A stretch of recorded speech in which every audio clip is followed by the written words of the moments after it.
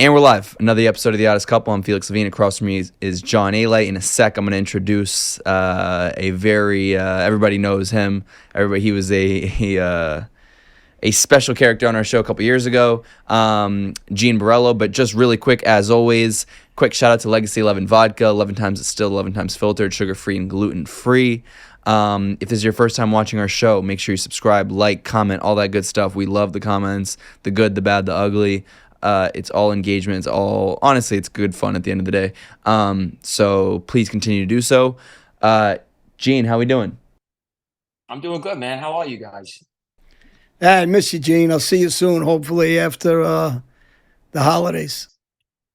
Yeah, it's been a long time, man. I know. Yeah, it's crazy. What? I haven't seen. When's the last time we sat together and did a show? 2 years ago? You keep going on vacation. That's the problem. Yeah. And nowhere good either. I went on the good vacations. I went to Europe. I keep going on. They keep putting me in jail. It's crazy. Okay, so today we wanted to talk about Ronnie One-Arm. I know you guys both have a lot to say, so I'll let you take it away. So Ronnie One-Arm started, he was from Lefferts Boulevard in South Ozone Park. And he used to date my cousin. So originally I meet Ronnie One-Arm after I was involved in a situation in Rockaway. He came up to me after I did something in Rockaway. The police were looking for me. I hurt a guy pretty bad in front of the whole beach. And Ronnie came up to me and he goes, "What are you doing?" And I says, "What are you doing?" He was a young guy then, skinny. I was young. And he says, "You know who I am, right?" And I says, "Yeah, I know who you are." He says, "We shake hands." He says, "I go out with your cousin Drita." I says, "Yeah, I know." And we get friendly. And so me and Ronnie at the time are, I'm probably about 20 years old. He's about 15 years older than me, 35. He hung around. He was from down in Rockaway near Brownsville. Gotti Sr. knew him forever. Actually, Gotti Sr. liked him a lot. He thought he was a tough guy. He liked him. He got along with him good. At the time, Ronnie was staying with Robert Ingalls and different guys. And there was a place called Partners on 101st Avenue, and there was another place a couple doors down called PM Pub. And at that time, we all staying there. Down a couple blocks past that on 75th, 76th Street was Jojo Carrazzo's club. Later on, he becomes the concierge of the family. So me and Ronnie become what they called so-called partners.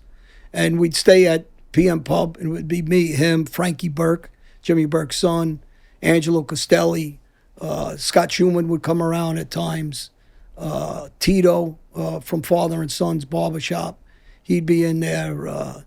At Joey Danka, one of the brother-in-laws of the Gottis. And we all grew up together since we were kids. So we were a dangerous, wild group. Besides that, you had the Pittman brothers, and you had some outside guys would come from City Line Avenue. And me and Ronnie started working together. In the drug business, I would supply him with cocaine, and he would move it through his guys that he had. So we started moving pretty big in the drug business. We got known as partners. And there was a lot of stories as Ronnie was growing up.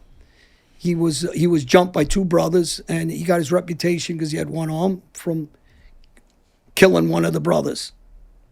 He tried to kill them both, and he killed one of the brothers.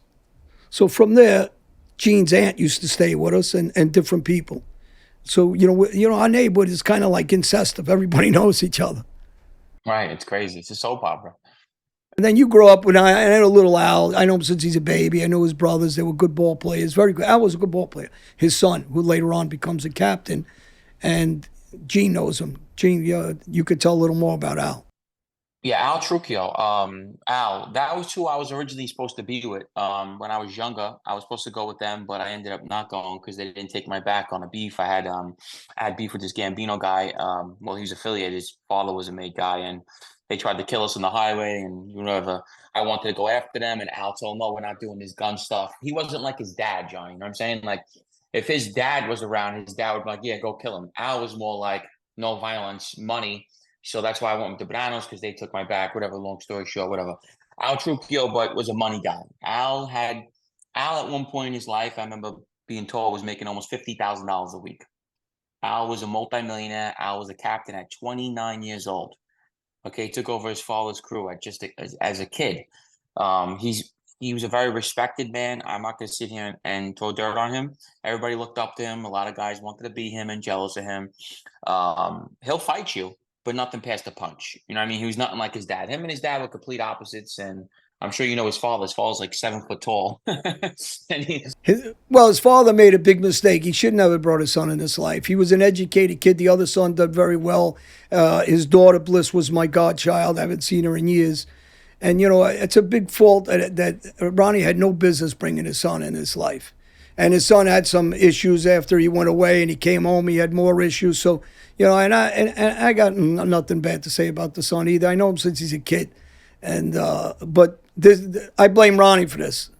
Yeah, well, Ronnie's never made money. Al made money. Ronnie was always broke. He was always fucking around getting high. And, in open court, he made a lot of bad statements about me, and everybody knows, we discussed that. He called me a rogue, a loose cannon. He blamed me and Vinny Asara, Young Guns.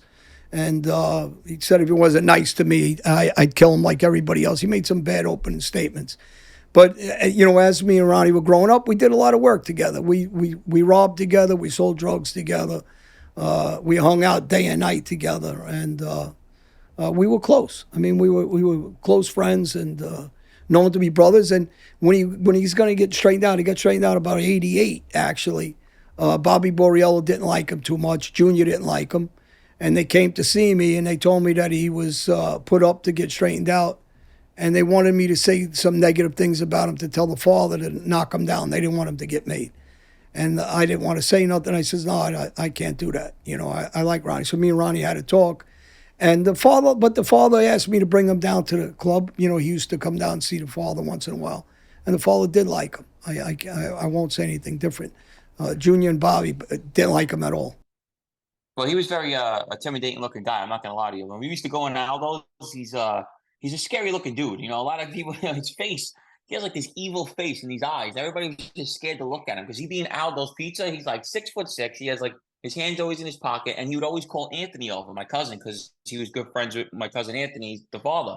So whenever he'd see little Anthony, we'd make him go in there because we knew whatever the top bill was, we were like 15, he was going to give Anthony. If it's 100, we're getting 100. If it's a 50, we're getting a 50. So we want the food and everything. So he would call Anthony over and he'd go, Anthony, come here. He'd pull out the knot. He'd go like this with his mouth. He'd do, pull it out. He skilled it, bro. He was a professional with this shit. Well, I'll tell you one thing he was good at. Forget about the gangster shit. He used to play. People won't believe me because we had the what's those games called? The when you play on both sides with the ball, the pinballs go up. Pinball, right? Foosball. Is that what it's called? No, pinball. Yeah, no, not foosball. Pinball machine. All right. He would play one hand with both bang. He was, because he gets used to it, so he could really. Actually, he was really good. And then John Jr. and Bob Borrello nicknamed him Slots because he had one arm, the one-arm slot machines, but he was good with pinball. So that was like the running joke between them. They'd call him, where's Slots at? And they started carrying that name now for a while. So everybody started calling him Slots. But I mean, listen, we had a lot of laughs. We had, me and him, we owned a couple things together. We ended up taking over PM Pub and having a piece of that. And that was our home base. So we had a lot of years of good times, and then it turned up. He got life. Yeah, he got life. But he's still alive. He's still alive. He was my co-defendant on a trial in Florida. And that's on that trial, if anybody gets the minutes, everybody blamed me for everything. When did he go in? That was 2006, I believe, because I was still in the penitentiary in Brazil. Yeah, his case was 2002. This is what happened. They had a gambling case. Him and all my buddies, they all had this illegal sports bet, and it was a state organized crime case. And Frankie Rock was on it, Mikey Rock, Tony, the whole crew, and they all got like 1-3s and like 6-5 splits. Hootie was on that case as well. And what ends up happening is Jerry Bruno, all of them, the feds come and snatch Ronnie up, and he never comes home again. He ended up going from the state, which was 2002. He did it. He had a 1.5 to 3. And then the feds came and got him and gave him double life. He just never came home from then. So he's been down over 20. He had the opportunity. They gave him a good deal in Tampa, actually. They offered him 8-10 years or something like that. And he got less than that, a lot less than that. They came down. They started at 20. They came down 100%. They came down to 12 years, I think, and then they lowered it to 10. But 12 years for sure they came to. So I would have took it. It would have. It would have ran concurrent with the Fort Lauderdale, wherever that case came from. And, I grew up with the rest of those kids from Young Guns. I not grew up. I was a lot older than them. They're all from my neighborhood. Yeah, Kevin, all those, Eddie Recker. I'm friends with all those guys. Since they're kids, Kevin Gentile, Jerry Bruno. They were a rough bunch of kids. Marty Bossart that gets killed. But all these kids all grew up with me. The Antonucci brothers. They were all tough young kids. I got to say, those kids all, out of all the neighborhood, they were serious guys. They weren't frauds. They were money makers. They knew how to make money. They were tough guys. And the thing is, I know Eddie Recker was vicious. Eddie Recker was fucking vicious guy, man. So, for people that don't know that. And Eddie's a real guy. He's got a good heart. He's good. He's got a son. And him also, he lost somebody. He lost his wife. So, like me with fentanyl and stuff. So, and I wanted to say something, Johnny. I know when you left in 2002, whatever. At one point in the neighborhood, Ronnie One-Arm was one of the most feared, respected guys in that area. He legitimately because the generations changed, and on their time, he had Robert Engels. Then after Engels was me. So he always attached himself to us because we were known at that time as being the big shooters, the big robbers. He was actually more calm. And then as things went on, later on, we're all gone. And he started getting strength around the neighborhood. Well, and he became close with Pete Gotti, which helped elevate him because Pete liked Ronnie. Yeah, well, he was always with JoJo. JoJo and him. We were in Florida, me, Ronnie One-Arm, and JoJo back in the early 80s, 82 something, because they both had parole in Tampa, Florida. So we were in Clearwater. We stayed at a hotel there. Well, I can tell you this. I know he's definitely a killer. He killed I know he definitely had Marty killed as well. He's already got life, but 100% he ordered them to kill Marty. I don't care what anyone tells me. Also, I know he killed the Bonnie and Clydes. He has work. The guy definitely has work. You know what I mean? He's definitely not a slouch. When we were younger, he wasn't doing work since he killed the one guy, the brothers, that tried to kill him. After that, he never did any work. Later on, he was accused of the Bonnie and Clyde being involved with Dom, and who knows if that's true. And I'm not going to put that on because I don't know, and later on, whatever happened after that, I'm gone. So I heard different things, but Ronnie did know who not to fuck with. He wasn't a stupid street guy. He knew. He knew not to fuck with Scott Schumann. He actually asked me to kill Scott Schumann. And I told Scott Schumann, they're looking to kill you because Scott started abusing them all. And, so he abused him. He abused Pete a little bit. He abused Vinny Gotti a little bit. Yeah, he abused another captain in the city. He took his chair and told him, get lost. I'll slap the shit out of you. So the people that knew Scott, they did fear him. He was wild and he was, I know Scott since he's a kid. But one thing I do know is when we were at PM Pub, and I tell everybody, and we had a ton of guys there, you had to be stupid to come around there if you weren't from the neighborhood. Because if you got in our way, you're going to get killed, you're going to get hurt, you're going to get tied. It was too many of us. And all of us were serious shooters. And Angelo Costello was one of them. So, we shot, and all these guys end up getting killed. Frankie, Angelo, Tito, everybody's dead. Dennis, Kevin. What about Johnny Bandana? Was nuts too back then, wasn't Johnny Bandana stayed with us, but not like that. He would stay off to the side. And he would come to me and Ronnie and, different things. But Johnny Bandana at that point would stay on Jamaica Avenue and made money. But he wasn't really, he was a guy that hung around, but not with us directly, but made money. And he was a street kid. You can't say he had a reputation too.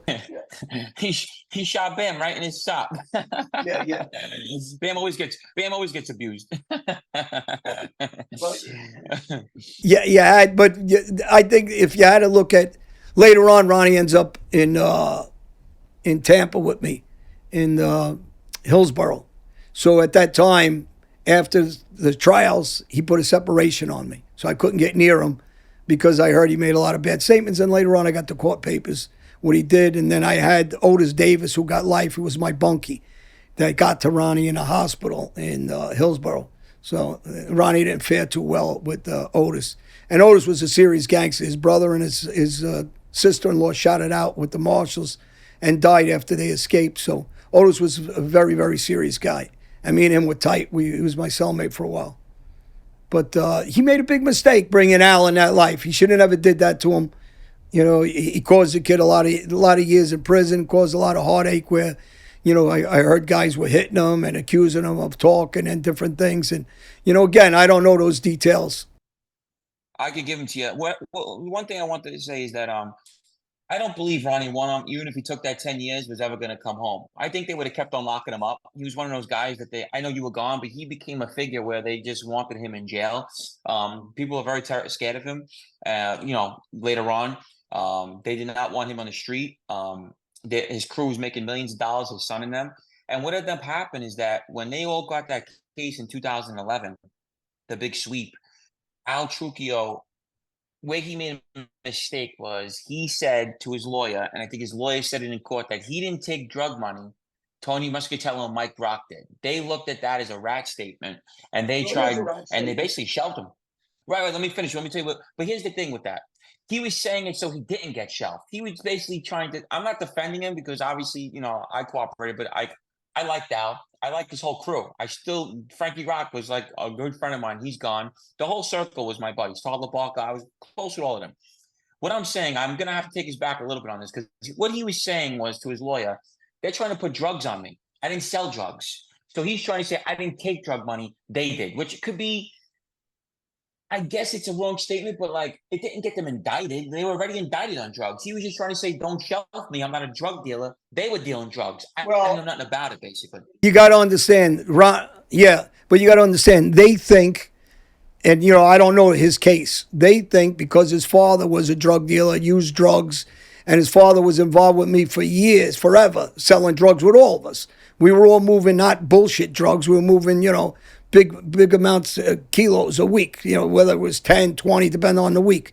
Between our whole organization, all of us, we were probably moving 50, even 100 kilos. We were moving a lot of weight. Joey Dankert was a big mover. I was a big mover. Tommy Chrissy was a big mover. We all worked together. Ronnie moved through us, was always a fuck up with it because he got high a lot. But you got to remember, Ronnie made some bad statements that didn't help his son either. He not only made those statements against me in open court, he made them against Vinny Asara. There's no excuse. He could say what he wants. Well, Vinny, he made bad statements against the Young Guns, against Eddie Recker and those guys. So those are the. Go ahead. Yeah. No, Vinny and Sarah liked Ronnie. Well, at first they liked each other. Vinny shot a guy in the ass with Ronnie One-Arm back in the day. I know Vinny told me personally, but then they started hating each other over whatever it was. They were friends. Well, they hated each other over. Became brother-in-laws. Jerry and him and Nancy. My godchild Bliss's mother was Nancy, and they got divorced, and Jerry married the other sister, so there was a lot of tension between them on a family basis. It really wasn't mob-related. It was more personal on a family basis. But later on, I opened up Mirage and Moet's, and they were going to put money into it. Actually, Al wanted to put money into it. Ronnie was talking him out of putting the money into it. And Al used to come fly down to my club with a bunch of guys, and I didn't want him there because I didn't want that mafia mentality in my club in Mirage when I was making the money. But at the time, I'm in a Brazilian jail. And they started going there, which I wasn't happy about. I was sending messages home. Don't bring heat to my club. Which they brought a lot of heat to my club. But like I said, you're right on that. His father, you see, out of respect, what they did was Bobby Glass is shelved out indefinitely. He did it permanently. Right. And Bobby died. And they will still want to shelf him to this day because Bobby shelved him and said that he said rat statements. And I don't agree with that. I think the mafia thing is a little ridiculous. If you don't get somebody indicted, like if you're stating something, trying to tell the crew, I'm not a drug dealer, they did it. I mean, nobody's getting locked up. I feel like they're a little too strict with these rules where you say, oh, that's a rat thing, that's a rat thing. Everything's a rat thing according to him. Nobody got indicted. Nobody got arrested off his words. He took 10 years. He paid back a bunch of money. He never put nobody in jail.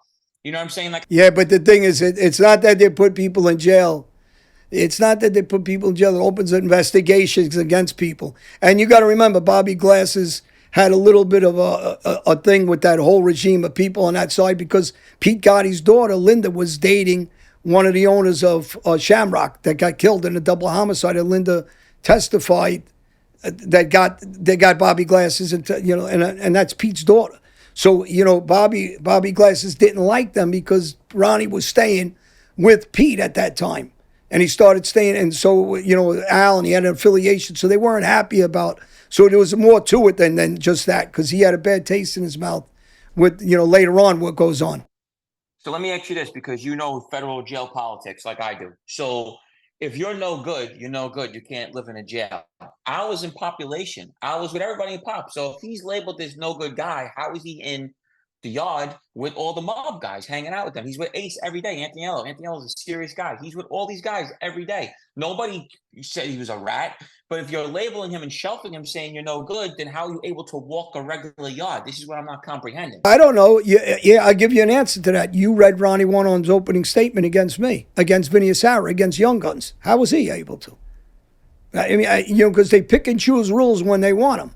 Well, right. They're saying they got. See, I'm going to tell you the truth. Ronnie One-Arm, that whole thing stating that he was told to say that. This is what the Yeah, I get it. Maybe he was told to say that. Who cares what he was told to say? Right, exactly. That doesn't okay it. You're okay. You're okay to say that about. Forget about me. You're okay to say that about Vinny Asara. He's a skipper. All right. You want to justify saying I'm not a skipper? Go ahead. But how about Vinny Asara? How about Young Guns? They all got 100 open cases. So how do you make those statements? And his statement was, what people don't know, is Young Guns and all these guys, all the crimes they're doing, they were doing it for Vinny Asara.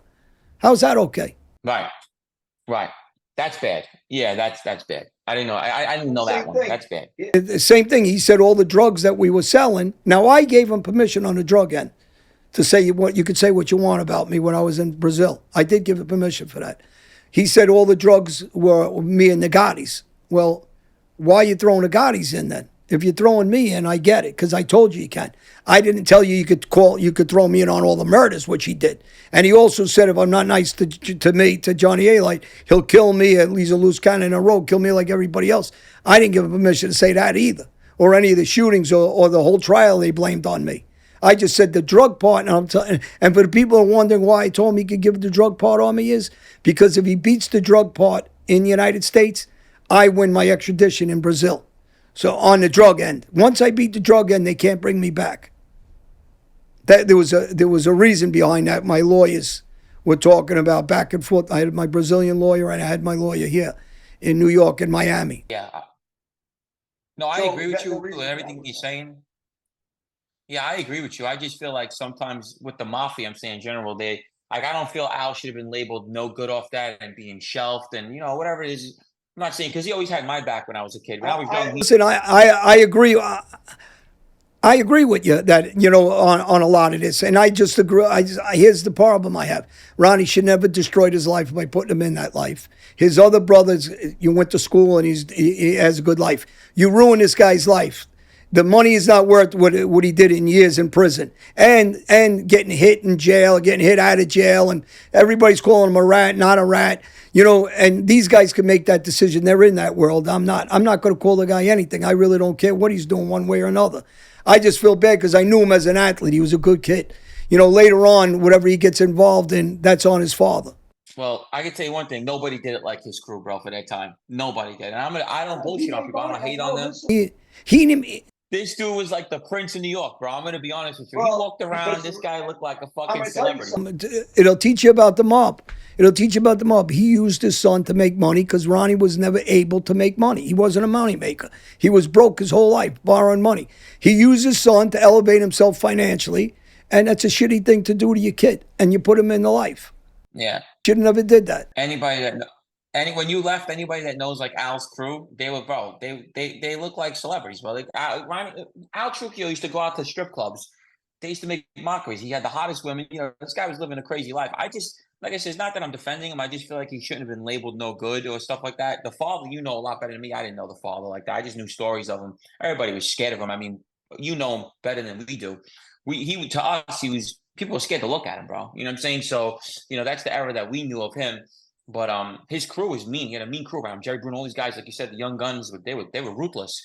But I definitely agree with you. But I just don't agree with Al should be labeled no good. That's just my opinion, Yeah, listen, again, I don't know about him. And, I know what everybody tells me on the street about what happened and why they called him a rat, whatever. And I'm not going to label him either. I really don't. And one way or another, I don't care. The father, he got the reputation when we were younger through all of us because all of us were wild. He really never did nothing back then. So later on, but you're talking about, look at a group of guys that we stayed with, and they're all dead. Scott Schumann's dead, Kevin Bittman's dead, Dennis Bittman's dead, Angelo's dead, Frankie's dead, Joey's dead, Tito's dead. Everybody's dead. I just, and at one time, so you got some other guys. Greg Ryder was saying he's dead. They never found the body. So we had some wild group of guys, and everybody was shooters back then. Dennis Pittman was, series guy. Kevin too. These guys, so all of us stayed there together. So you got one after that. I'm probably missing a couple of guys. So if of course, everybody was afraid of all of us because we had too many guys that were killers. You had too many shooters there. When's the last time anybody talked to Ronnie One-Arm? Do we know what jail he's at right now? He was in Lewisburg, the last I heard. I think he's in Coleman Medical.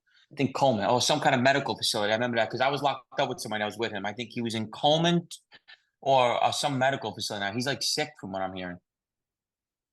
Yeah, he's done for forever. He's got to be right now. Double life. 70-something years old. 76 years old. Yeah, he's got about 15 years on me. Yeah, they give him double life. Together every day. I mean, we were partners for a long time. What do you think about when, like, if a guy like that who's facing double life, if he wanted to do like the assisted or the killing or like auto suicide, do you think that should be legal for people like that? If you know you're going to be in jail the rest of your life? If he wanted to kill himself? Yeah. Have himself killed? Yeah. People do that. Yeah, I don't like it. They have it in Europe. They have it in some places slope. in like other countries, I think. Yeah, I think what I do think though is guys should be let out of jail at 80 years old. Oh, interesting. Why? Because they're just not. They're almost at 80 years old, and if they violate their terms of release, they go back in jail. They should let them out on the strictest terms. Interesting. That you're not allowed near anybody that's closely associated. And if you are, then that one shot you're getting, you're going to go back and die in there. And I guarantee you at 80 years old, most people want to die. Yeah, I'm sure 98% of 80-year-olds do not do a single thing. Right. If they pass a message somewhere. I agree. I think life should be 30 years. I think if you get sentenced to life, you do 30. Actually, the max, when people ask me what was I doing in the penitentiaries in Brazil, and because the max in Brazil was 30 years. The most I could have did was 25 years after my good time. And they were supposed to honor it back here in the States, which because of all the guys ratting on me, 60 guys ratting on me or better, they wouldn't honor the time, and they took, I lost everything and whatever. So they didn't honor it. So it was going to be a war without me having any more money to fight it. And, eventually I guess I could have won it through all the appeals, but it would probably cost me 20 years in appeals anyway. Right. But really, that's what most countries are. I think it's interesting. I kind of agree. I think like even the worst of the worst criminals, assuming that they've been, good behavior in jail and like, it seems like they've taken Oscar Lugo is my friend that I'm always talking about. He got 400-something years with no violence. And they won't let him out. He's got 20-something years in, no violence. I don't care. He's got no violence in his back history. He's got no violence in jails. How is he not allowed out of jail at this point with no violence, and he was just an average drug dealer like anybody else? So, how many years you want to give the guy? I think like this, Johnny. I think this is my breakdown. I think if you rape and kill a woman, you should be executed. That's my opinion. If you do some crime like that, they should just kill you. It shouldn't even be a spot for you. If, a bad guy kills another bad guy, I think you should do 30 years at max.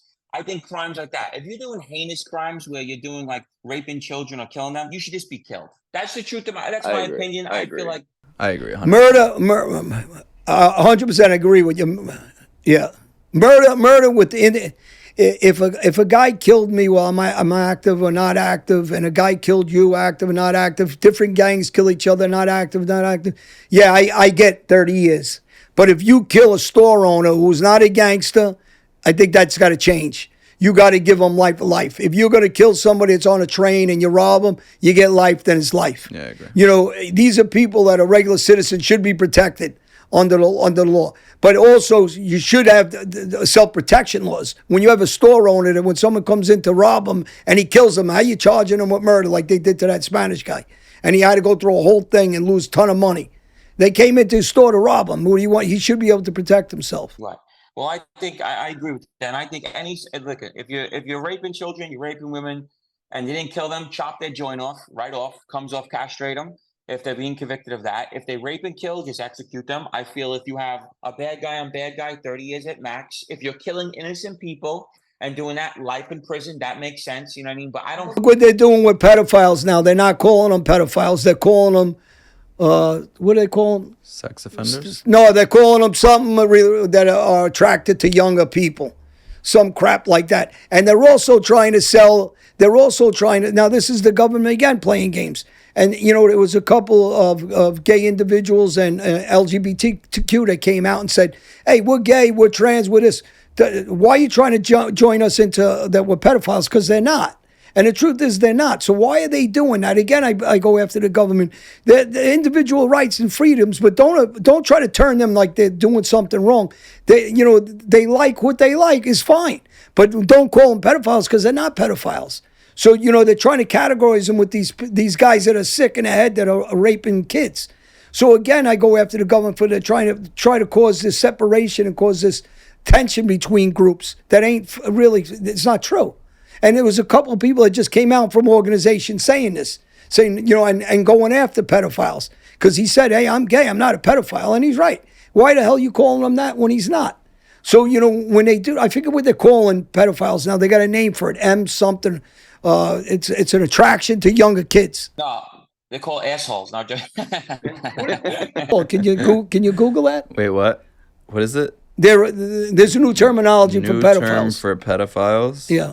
Yeah, they're fucking should be executed. That's all it should be. But I agree with everything you're saying. But to minor attracted person? Yeah, minor attracted persons. They're calling them. Right. Do you agree that, think about this? Think about Sam Bankman for a second. He's going to get natural life in prison. This guy stole money. Why is he getting all that time? Think about what they do. A drug dealer sold some drugs, 30 years, 40 years. The laws are outrageous now. The guys that are doing the heinous crimes should be dealt with accordingly. These people that are doing things without murder or selling drugs, you're getting 30 years for selling drugs? That's insane. Wait, you missed the first part of the question. You missed the first. Stole some money. Wait, Gene, repeat the first part of the question because John's earpiece came out about saying Sam Bankman-Fried. You believe that a guy that stole money should get 110 years for stealing money? For stealing money? I actually do. What? What? No way. No. Come on, man. Lives he destroyed. He destroyed. You know your lives we destroyed? I'm going to tell you the difference. We're destroying guys within our own community. If you're out, and I believe this, if you kill somebody in an armored car, yeah, you deserve what you get. You shouldn't be robbing regular people. There's enough gangsters out there. You can rob each other all you want, kill each other all you want. But when you're going after individuals that signed up to go to work for a living, I don't believe you should touch them. That's why I never did. I didn't believe in fucking robbing or killing any regular person. And I never would. But I think those kind of crimes and what's the word you just said? Males what? Minor attracted person. Minor attracted person they use for pedophile. This is how sick this government is with this bullshit. You hurt a child, you hurt anybody's child, you should get killed for it. I should forget about anything else. If they're asking, I'll listen, kill them. I'm saying if they allowed me to. Yeah. I was with a guy, I forget David's last name. He was from Canada. He robbed the elderlies all their money. And I robbed him. I got him for $140,000. David, I can't remember his last name. But, who's going to feel bad for him? I got him for $130, $140. You piece of shit. You destroyed every elderly person's lives that worked their whole lives. And you took all their money, every red cent they had. So, you know what? Yeah, those kind of guys, I think they should get 30 and 40 and 50 years. I mean, you kill somebody. If you kill somebody, it's one individual that signed up for this life. If you take a plea off that life, yes. But if you killed somebody that's running a pizzeria because you wanted to rob his cash register, then fuck you. You should get what you get. That's just my belief. And I'm, Okay, I understand. I just feel nonviolent crime should not have anything to do with life in prison. If you're not physically really hurting someone or doing something, I feel like Sam Bankman should at most get 20 years. Or worst case. It should not be in the book. Let me use something. Think about your mom and dad worked their whole lives, right? For their savings. And this whatever, I watch my language, took every penny of this. And their life's devastated. They ain't got $1 left. They lose their houses, whatever they got, their businesses, whatever. They're done. They got nothing. This guy can't figure another way to make money than to rob innocent people. I don't got no love for the guy. I got no. You know what I used to tell my cousin? I told my one cousin, Billy, a piece of shit, I said, you balls of son of a bitch, go put a gun in your hand and go rob a gangster. You want to weasel people out of money, including me, weasel out of money. But since you want to rob money, have some balls and rob it then. But don't con people out of their money. Yeah, it's a hit or miss. I don't think they deserve life, but 20 years, 30 years. But I know what you're saying. I understand. You know, they crushed their lives. You know. You just feel bad for your boy that you were with? No, it's not about that. I just feel like a guy that has murder. I know guys that got murdered that get less than him. You know what I'm saying? I know so many friends of mine that have actually execution murders that got 20-something years. Killed a guy, shot him in the head on order, and you're getting less time than guys stealing money. It's sick to me. I'm sorry. I'm sorry. It just doesn't make sense to me. I mean, I see your point on some parts. I do see your point on some parts. I mean, but, you know, I just think these minor attracted people, that, you know, this pedophile crap they call minor attracted people, how are they lenient on these guys? You know, is it incredible? Look what they're doing to children. A guy just killed a guy. It wasn't a guy. Wait a second. It was a girl got raped by a guy, and she got a boyfriend and brothers, and they lured him. She lured him into the woods, and then they killed him. And I'm like, and now they're all getting charged with murder. And I'm like, they should get a handshake. You just They should give him a medal. You're raping the girl, and then you think that what? You got exactly what you deserve. You want to rape a girl? Good, that's what you got. You got a father that recently did that also. So, you know, when people are saying, well, what are you supposed to, what should be the punishment? 2 years? That's not a punishment. 3 years, 4 years, 5 years, you destroyed that child for life. Take his joint off. Do it. Let the dogs chew it off. Put peanut butter on that motherfucker. Let the dogs chew. Let the dogs chew his joint off. All right. Felix said, all right. He had enough of the two of us. Look, we're all fired up like the old days. So we're back on. We're so motivated today. It's so funny. I wish we could sit together. It'd be better if we were next to each other. We will. Well, Gene, always appreciate you, and take care. Don't go back on vacation. Yes. No more vacations. I'll give you one of those Peter Navarros. He goes like that all the time. Well, Johnny, we'll talk to you soon. You're coming to Florida. Yeah, you're coming to Florida soon, right? Yes. Yeah, I'll be there soon. All right, brother. Thanks, guys. It was good seeing you.